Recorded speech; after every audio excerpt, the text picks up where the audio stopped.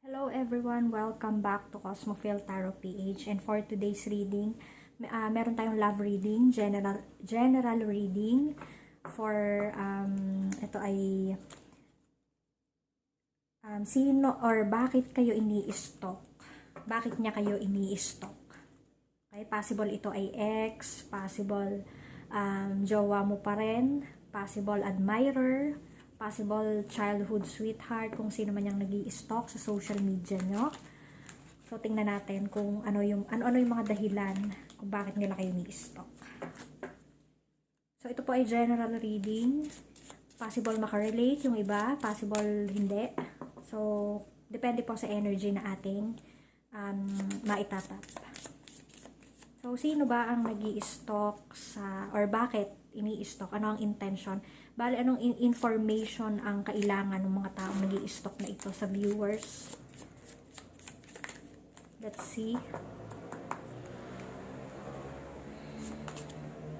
Okay, mask.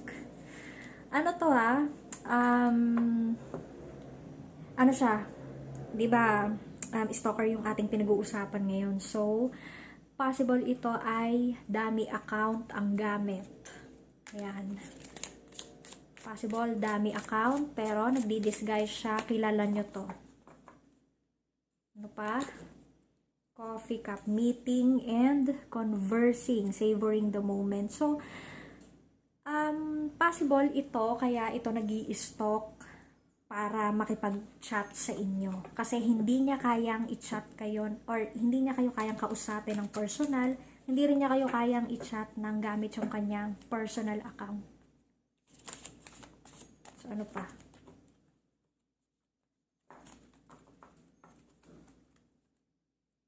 Ayan, dami account yung kanyang gamit. Sino kaya yan? O, kung meron kayong dami account na talagang chat ng chat sa inyo, yun na yun. At bakit? Kasi gusto niya kayong kausapin na hindi niya magawa directly. Ayan, not dealing, hurt, avoiding a conversation, call person, boundaries, is still angry. Possible, nakagalit mo siya, nakasamaan mo siya ng loob. Possible kung ex mo ito, hindi maganda yung hindi maganda yung pagkakaunawaan or pagkakahiwalay nyo. Possible din dahil kaya siya nagpapanggap kasi ayaw mo pa siyang kausapin na ikaw yung galit at nahihiya siya na i-approach ka. Pero, galit ka man sa kanya or galit man siya sa'yo, gusto kanyang makausap. Yun nga lang hindi niya maamin. Hindi pa niya maamin sa ngayon. So, magtatagal yan. Magtatagal siyang mag-stalk kasi ang mahalaga sa kanya ay nag-uusap kayo. The Phoenix, new phase, rekindle, renew, transformation, growth, change mind. Ayan, gusto niyang i-renew kung ano man yung meron sa inyo before. Okay? Kung nag-break kayo, possible gusto niyang makipagbalikan. Gusto niyang i-ignite yung fire na meron kayo dati. Okay? Yung spark ng pagmamahalan nyo before, yung spark ng inyong relationship, gusto niyang ibalik. Pero, dahil nga sa ikaw ay galit ka, hindi pa siya makaporma sa'yo ngayon. Taray diba? Nagpapanggap na talaga siya para lang makausap ka. Wow, ang sweet naman ito. Talagang gustong-gusto ko nito. O yung sa mga admirer mo naman, possible na before nagtapat siya sa'yo, pero binasted mo. Yan. Kaya nahihiya siya or siya yung galit.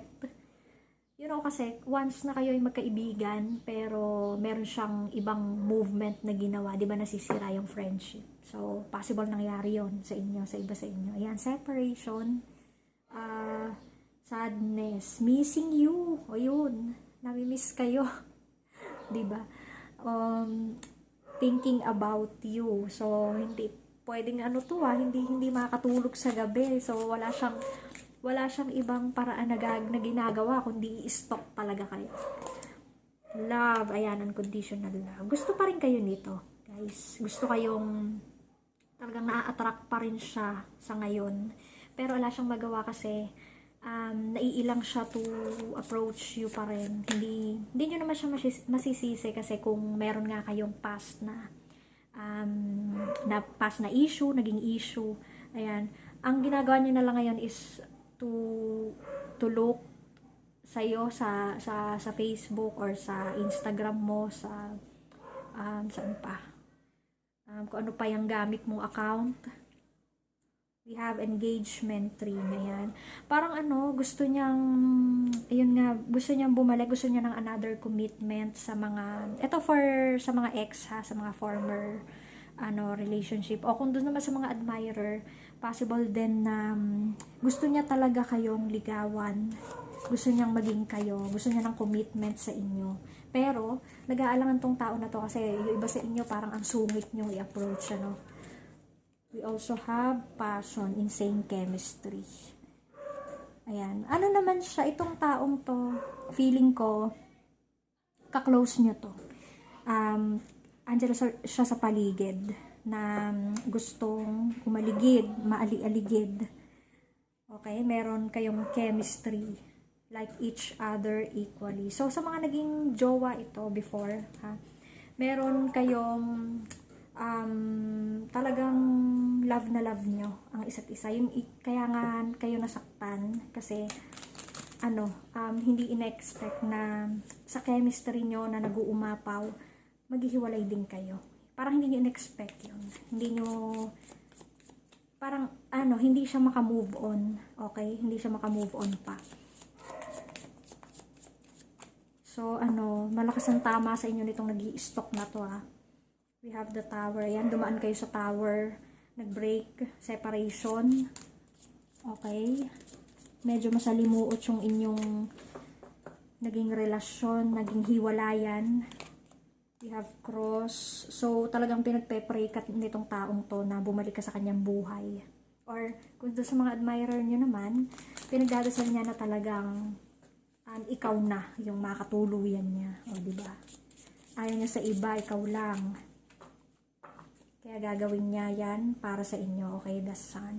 So, the intention is very clear. Maganda yung intention niya sa'yo. Yun nga lang, meron kayong issue na dapat, dapat ayusin. And kayo na lang yung makakapagsabi kung kasi parang may pagtataksil na naganap. Pero, hindi naman siya makamove on pa. So, medyo complicated yung kanyang dito kasi bakit siya nagloko? Bakit? Or hindi ko alam sa inyo kung ikaw yung umayaw sa kanya or siya. Pero, sa pag-i-stalk niya sa'yo, gusto niya talaga ng another chance. Or dun sa mga hindi pa nagiging sila, hindi nyo pa nagiging boyfriend or girlfriend, hindi nyo pa nagiging partner, gusto niya talaga na kayo ay mapasagot. Gagawa't-gagawa talaga to ng moves at possible i-reveal niya yung sarili niya sa mga susunod. Okay, so, ayan, 10 of Cups. So, nasa isip nitong tao na to na ikaw na talaga yung kanyang, sa'yo siya makakapag-settle. Ikaw yung gusto niyang kasama sa pagbuo ng pamilya. Ayan, nakikita niya na, na-i-visualize niya na sa isip niya na meron kayong masayang pamilya. So, we have 9 of Cups din. Okay.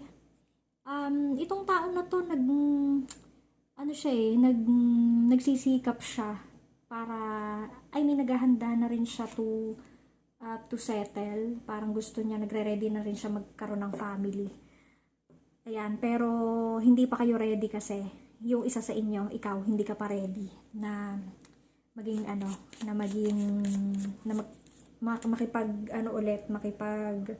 maging committed ulit sa kanya. Hindi ka pa ready talaga. Ayan, we have 8 strength. Ayan, humahanap ka pa talaga ng lakas ng loob because of what happened to you, kayong dalawa. Hindi ka pa ready to open up again. So, ayan, Knight of Swords, talagang hindi ka titigilan. Hindi ka niya titigilan sa pag-i-stalk. Ayan. merong Page of Cups. So, ano, talagang bongga tong ano na to, tong stalker na to, kasi gusto niyang malaman, inaalam niya lahat kung ikaw ba ay ano ba ang ano mo na ngayon, ang status mo, kung ano yung nafi-feel mo ngayon, kung parang tinatansya ka pa kasi niya. Ayan, tinatansya ka pa niya kung ikaw ay ready na, kung meron ka na bang iba. Ayan. Hindi ka niya matanong directly, pero yun yung mga gusto niyang malaman sa'yo. Like, kung kamusta ka na, yung family mo, yung trabaho mo ngayon, kamusta, yung iyong career or finances, kamusta rin. Gusto rin niyang malaman. Possible to kung sino yung mga ano mo kung asan ka ngayon, kung sino yung mga kausap mo, kung paano kang makipag-interact sa stranger, kaya siya nagpapanggap. Gusto niyang malaman talaga yung iyong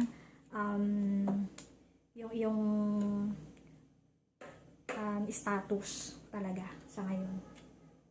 So, ano yung final message, final advice?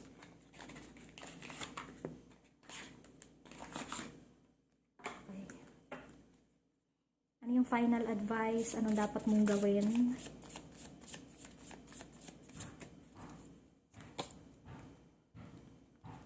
Okay, gumamit ako ng Starseed Oracle, Empathic Starseed, Energetic Sovereignty, Absorbing What's Not Yours.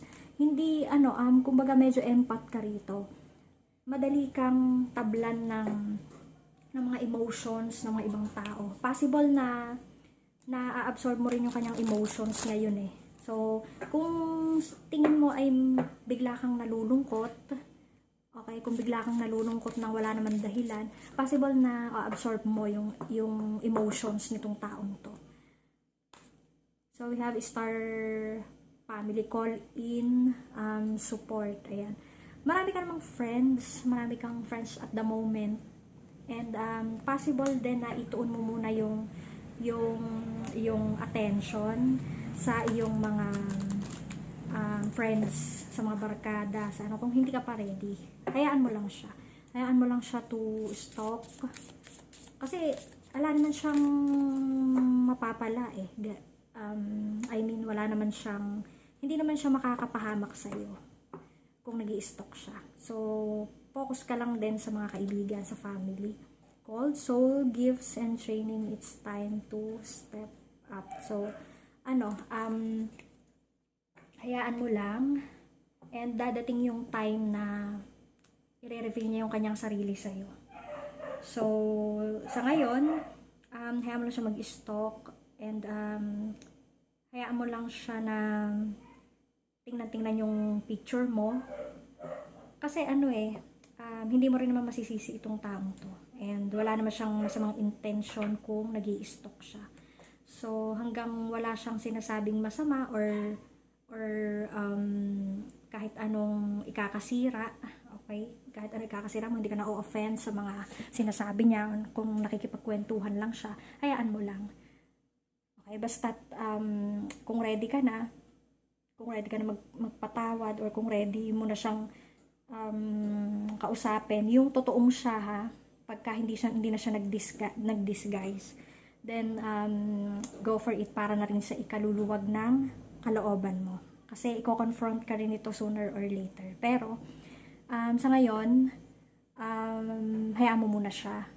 Okay? Nangangalap lang yan ng information kasi nga, gusto niyang pa rin, gusto ka pa niyang i-reclaim, gusto niyang makipagbalikan, gusto niyang makipag-reconcile, ganyan. So, yun lang, mabait, maganda naman yung intention nito sa'yo. Na yung ginagawa niya na itong pag-i-stalk sa'yo, hindi naman nakakasama. Yun lang, nangangalap lang siya ng information kasi namimiss ka niya. Okay? Yun lang, thank you, good luck.